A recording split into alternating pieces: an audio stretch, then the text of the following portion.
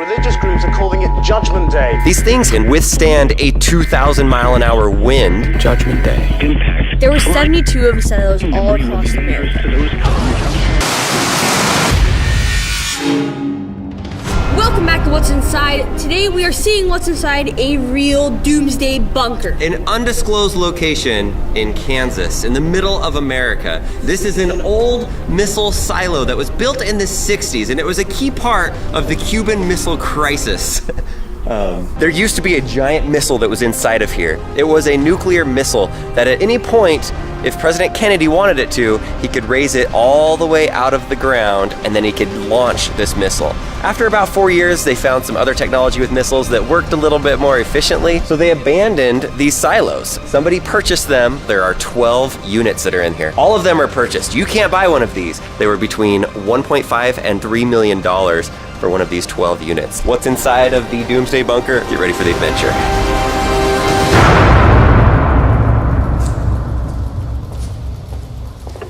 Did you hear that boom?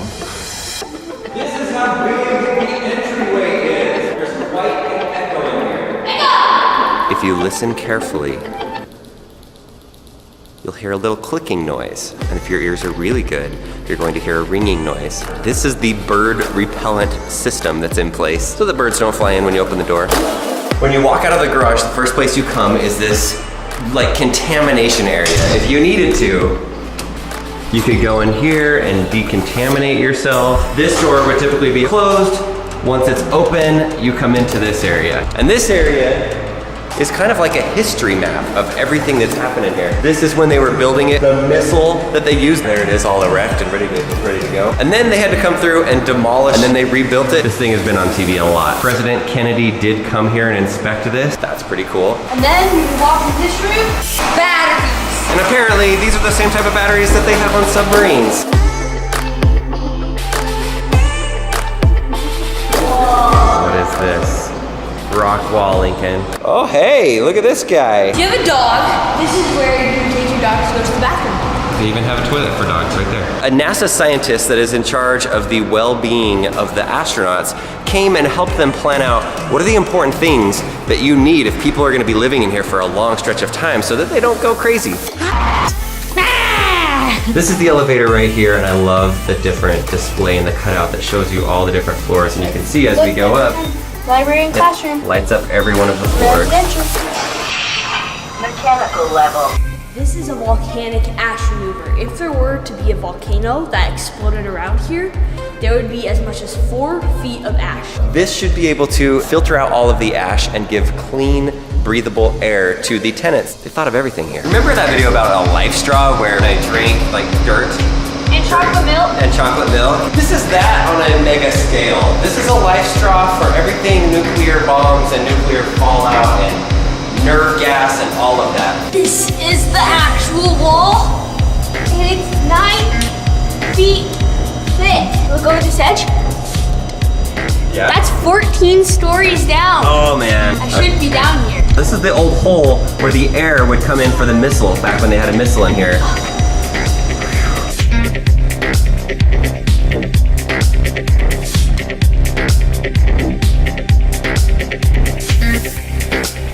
The camera just zooms in on it because it sees the motion. This is the security room. You have to make sure you scan all of the out. This is the jail cell. Yeah, baby. Perfect. This is a wall full of thick rubber. What type of doomsday bunker would it be if it didn't have a shooting range? This is a legit firing range with 2 different bays. Right now, we're in the movie theater room. It's near the very bottom. We're 190 feet underground right now. There's a killer sound system in here with a projector. Just off the movie room, we have the bar. These water filtration systems will filter out 10,000 gallons a day. This is the dentist office.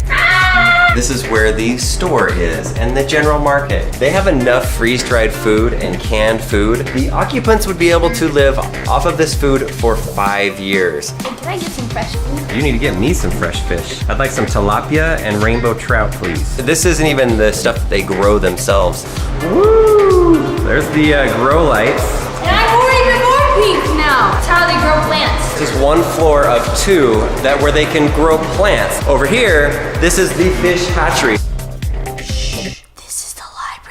When all of the people actually move in, hopefully they will bring some books with them, and this shelf is ideally going to be full of books. This is the school. You have all of these computers that are all lined up against the walls. You have an electronic chalkboard that is set up here. What type of people are moving in here? It turns out a lot of it is families. They have kids as young as 8 months old up to 22 years old that live inside of this facility. Everybody in here is required to have 4 hours a day of either work or school for kids.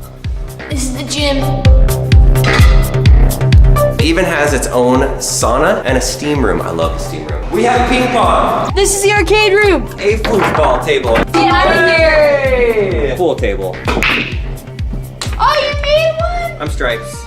Residential. This looks like it could be any living room in anybody's house. There's a nice painting on the wall. You've got these nice couches, nice lights. Even got a window. You even have a window, but in reality, we are 90 feet under the ground right now. And this window isn't even a real window. This is a TV that displays one of the cameras outside. This is a live feed. This is what it looks like outside. You'll be able to see that it's nighttime. Daytime, it's daytime. And that actually helps you feel a lot less like you are underground in a bunker, enclosed in a space where you might feel claustrophobic, and just as if you're in a normal home. And I would imagine at times you forget that you're even underground.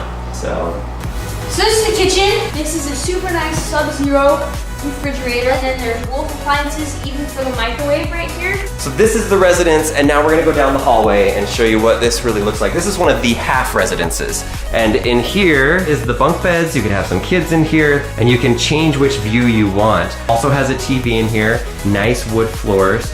I like that all of the walls are rounded because we really are in this almost like a silo type thing. And this would be, I guess, considered your master suite. Another window looking to the outside with a nice view. And then we've got your bathroom. 3 shower heads inside of this shower, tile walls with a really high ceiling. One thing that's interesting about the toilets in this entire compound is they have the similar type toilets that they have in Japan, which are incredible. They have the bidet washing system. It's just so much more efficient. It's not like they have a ginormous storage of toilet paper because that would take a lot of space. That's not the best use of your septic system. So every unit does have its own laundry machine. It also has the servers for the Wi-Fi and for the TVs that are in here. Pretty comfortable space. You don't feel like you're like down in a submarine or under the ground in some makeshift little homemade bunker somewhere that you feel like you have to survive off of eating little dried corn. Check out all the people that have come and done news stories on this, but we are about to do the one thing that nobody has done on any of their video news stories. For those of you that already own a doomsday bunker, I've got one question for you. Does yours have a swimming pool?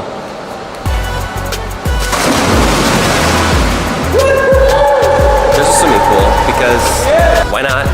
If you're buying a bunker for $1 to $3 million, you want to have a swimming pool. I bet the water feels great. This is the part that none of the other news outlets ever did. They didn't go down the slide. It's crazy. So this is the button. That just turned on the water. Do you hear that? Go, Lincoln! All right, I do not have a GoPro on me.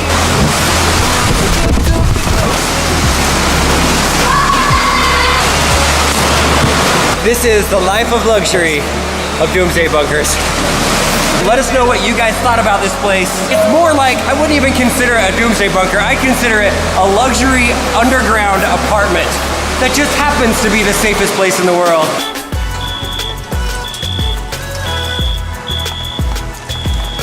That's the fence. There's a security guy that didn't want to be on camera, which I don't blame him. That's the bunker. But wow. Let us know what other places like this in the world that you'd like to see inside of that maybe most people don't get to go inside of. Would you live there? Yeah. This is such a big door. Look at it. It is Lincoln wide, this door.